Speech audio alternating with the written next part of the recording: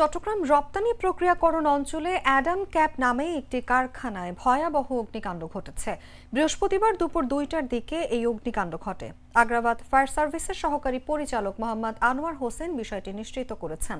তিনি বলেন, দুপুর 2টা 10 মিনিটে আগুন লাগার খবর পেয়ে ইপিজেড আগ্রাবাদ বাইজিদ ফায়ার সার্ভিসে 16টি ইউনিট আগুন নিয়ন্ত্রণে কাজ করছে।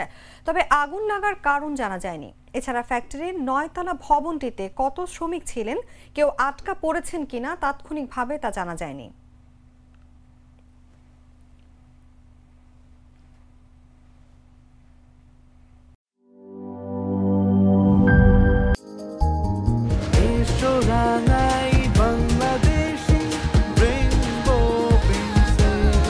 রেইনবো পেইন্টস, ছড়াও জীবনের রং।